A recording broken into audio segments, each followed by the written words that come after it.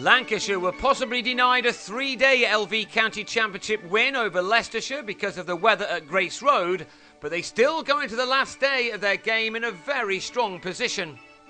Leicestershires' first job on the penultimate morning was to try to avoid the follow-on, which was 104 runs away, with them on 127 for 7.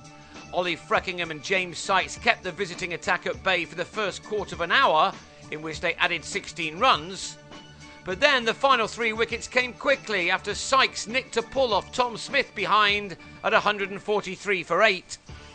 Smith struck again in his next over when Freckingham edged to Lewis Rees. And Leicestershire were all out for just 154 after Matthew Hoggard was LBW to Simon Kerrigan half an hour into the morning. Leicestershire were then asked to follow on 226 runs behind.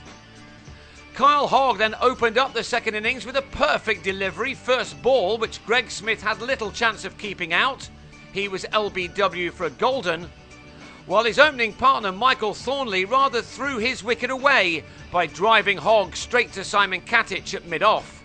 Indeed, the home side were not helping themselves. Shiv Thakur was nearly run out after a mix-up with Ned Eckersley, who did fall in that way in the worst possible manner. He tucked a ball off his legs for what should have been an easy couple of runs, but again there was a lack of communication with his partner, and it was Eckersley this time who was sent back and dismissed by Paul Horton's accurate throw from the deep. 2 balls later, Leicestershire at least had the chance to discuss what they were doing as the rain arrived, which drove the players off 15 minutes before lunch.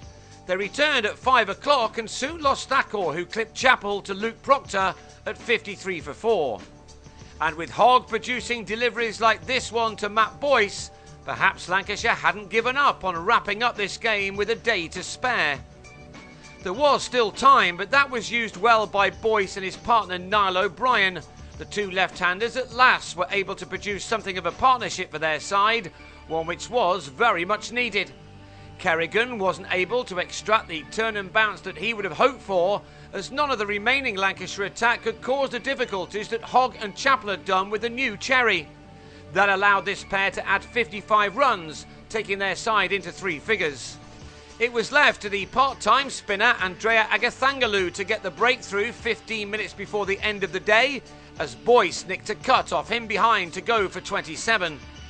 That brought in debutant Tom Wells, who had a tricky little spell to survive, but that he did with a couple of boundaries off Agathangalu, taking him into double figures and to give his side a chance, even if it's a small one, of saving this game on the last day.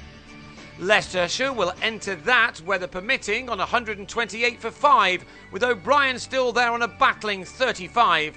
That still leaves them 98 runs behind, and with a lot of work to do from here to prevent the second division leaders from recording their 4th 4-day win in 5 games.